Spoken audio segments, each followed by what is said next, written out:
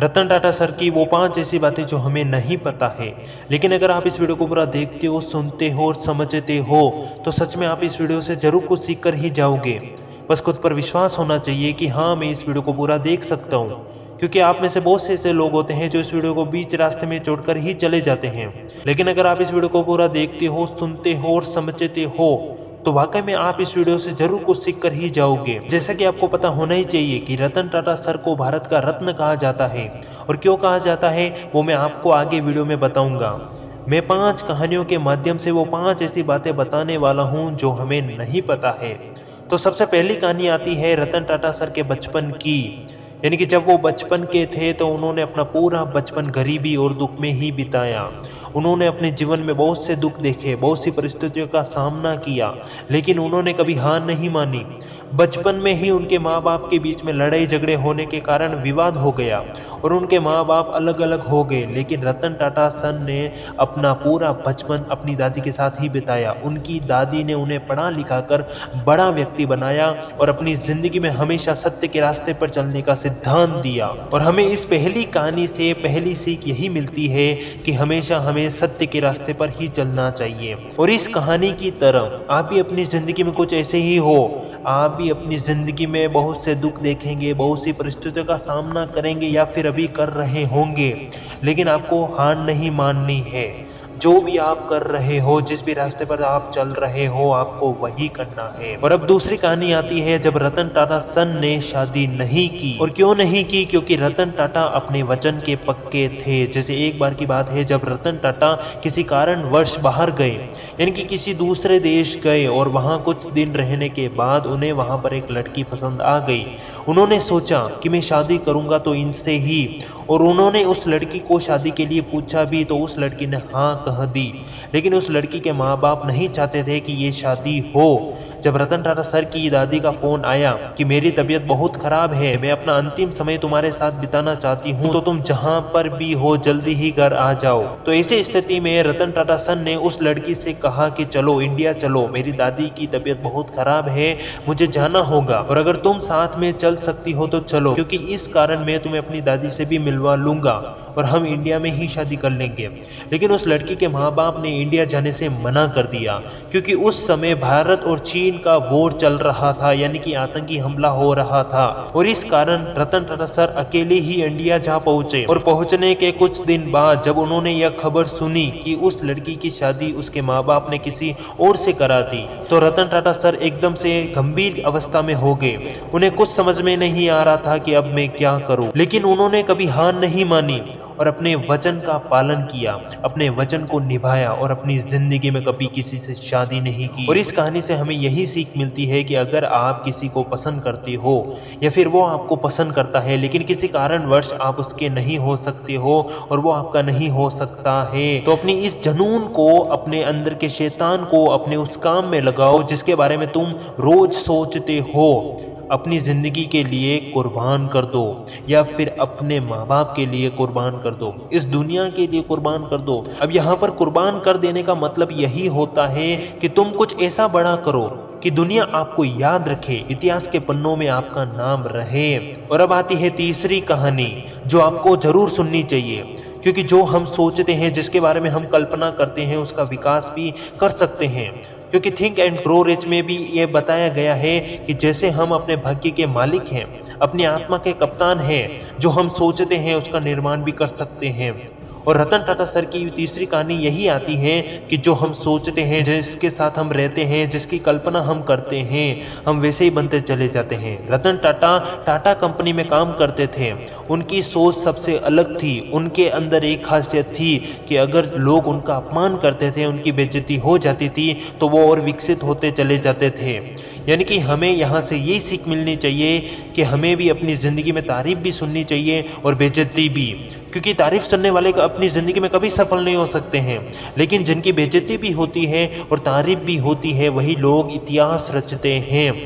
और अब आती है चौथी कहानी, जिसमें हमें यह बताया गया है कि रतन टाटा विकसित तो हुए लेकिन उन्होंने कभी ये नहीं सोचा कि मैं जो पैसे कमा रहा हूँ वो मेरे ही हैं। उन्होंने लोगों की मदद के लिए अपने पैसों को लगाया, यानी कि अपनी जिंदगी की आधी कमाई लोगों को दान में दी। इसलिए उनको भारत का दानवीर भी कहा जाता है, भारत का रत्न भी कहा जाता है। जैसे कुछ समय पहले मुंबई ताज अटैक में बहुत से लोग मारे गए, शहीद हो गए, लेकिन रतन टाटा ने उनके घर वालों को हौसला दिया, मदद की, और जहां उनको पैसों की जरूरत थी उन्होंने वहां दिए। और इसी कारण रतन टाटा सर को भारत का रत्न भी कहा जाता है। और हमें यहाँ से ये सीख मिलती है कि पैसे कमाने के बावजूद भी हमें अपनी जिंदगी में कभी घमंड नहीं करना चाहिए और ना ही दिखावा करना चाहिए। हमेशा लोगों की मदद करना और आगे बढ़ना है, क्योंकि रतन टाटा को पता था कि इस दुनिया में हम बिना कुछ लिए आए हैं और बिना कुछ लिए जाएंगे, लेकिन अगर हम लोगों के दिलों में अपना नाम रख के जाएंगे तो दुनिया हमें याद रखेगी। और ठीक इसी तरह उन्होंने जो सोचा वो कर दिखाया। और आप भी अपनी जिंदगी में कुछ ऐसे ही हो, जो भी आप सोचते हो, करते हो, अगर उसके पीछे कोई लालच है तो आप कभी सफल नहीं हो सकते हो। लेकिन अगर आप अपनी परिस्थितियों के कारण, अपने सपनों को पाने के कारण कुछ कर पाते हो तो जरूर आप एकदम सही रास्ते पर हो। और अब हम बात करने वाले हैं अंतिम और पांचवी कहानी के बारे में। और पांचवी कहानी आती है जब रतन टाटा सर इस दुनिया को छोड़कर जा चुके थे।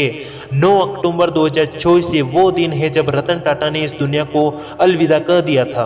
उस वक्त मुझे ऐसा लगा कि सब कुछ प्राप्त करने के बाद भी हम किसकी तमन्ना करते हैं, यानी कि हमारे पास सब कुछ हो जाने के बावजूद भी हमारा सब कुछ व्यर्थ है। अगर आप इस दुनिया में आए हो तो अपना नाम कमाओ, इस प्रकृति का आनंद लो और अपने आप को समय दो, क्योंकि इस दुनिया में कोई किसी का नहीं है, सब अपने मतलब के हिसाब से ही जी रहे हैं। अगर आप ये सोचते हो कि मेरा नाम इतिहास के पन्नों में रहेगा तो मेरे दोस्त, आपका नाम इतिहास के पन्नों में रहेगा या नहीं रहेगा उससे मुझे कोई मतलब नहीं है। मैं आपसे सिर्फ इतना ही कहूंगा कि किसी मरे हुए व्यक्ति को लोग या तो 10 दिन याद रखते हैं या फिर 1 साल, या ज्यादा से ज्यादा 10 साल या फिर 100 साल, लेकिन उसके बाद लोग उस इंसान को भूल जाते हैं। इतिहास के पन्नों में उसका नाम रहता ही नहीं है। आप मानो या ना मानो, लेकिन मुझे रतन टाटा सर की एक बात अच्छी नहीं लगी, और वो यही थी कि पैसे कमाने के चक्कर में वो अपने आप को भूल गए। माना कि उन्होंने अपनी जिंदगी में पैसे कमाए, बहुत सी परिस्थितियों का सामना किया, दुख देके लोगों की मदद की, लेकिन अपना पूरा फोकस, अपना पूरा ध्यान पैसे कमाने में ही लगा दिया। उन्होंने अपनी जिंदगी को गंवा दिया। इस दुनिया की कोई वैल्यू नहीं रही, इस लाइफ की कोई वैल्यू नहीं रही, इस लाइफ को वो एंजॉय करना ही भूल गए। अगर वो इस दुनिया में आए तो क्या करने के लिए आए? सिर्फ नाम कमाने के लिए ही? मुझे नहीं पता है कि उन्होंने अपनी जिंदगी को एंजॉय किया है या नहीं किया है, इस प्रकृति का आनंद लिया है या नहीं लिया है। लेकिन आप भी सोच सकते हो कि अगर कोई पैसे कमाने में इतना व्यस्त हो जाता है तो क्या वो अपनी लाइफ को एंजॉय कर पाता है? बिल्कुल भी नहीं। हमें इस पांचवी कहानी से यही सीख मिलनी चाहिए कि सब कुछ प्राप्त करने के बावजूद भी हमें अपने आप को नहीं भूलना है, अपनी जिंदगी को नहीं भूलना है। जो हम सोचते हैं, सपने देखते हैं, उन सपनों को पूरा करना होता है। और ध्यान रखना होता है कि पैसे कमाने में इतने भी व्यस्त नहीं रह जाना होता है कि हम अपने आप को भूल जाएं, इस प्रकृति को भूल जाएं, अपने आनंद को भूल जाएं। जैसे कोई व्यक्ति मृत्यु के करीब होता है और उसकी आखिरी सांस चल रही होती है, तब वो सोचता है कि मुझे इस जिंदगी को जीना था, इस लाइफ को एंजॉय करना था, लेकिन मैंने नहीं किया। उस वक्त वो व्यक्ति अफसोस करता है।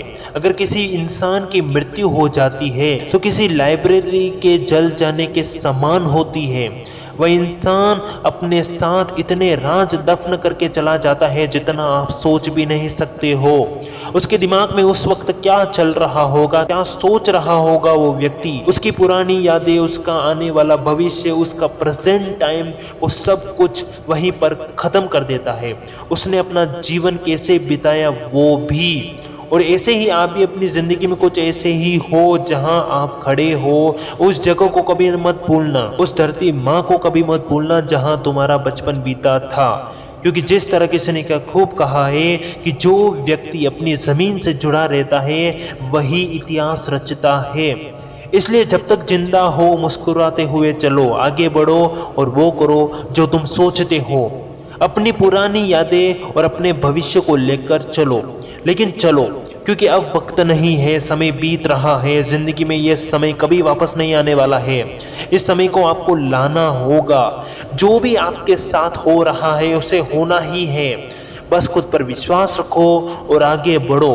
और अगर आपको ये वीडियो पसंद आया हो तो इस वीडियो को लाइक मत करना बल्कि सब्सक्राइब कर लेना, क्योंकि इससे आप हमारे इस चैनल पर हमेशा जुड़े रहेंगे। धन्यवाद।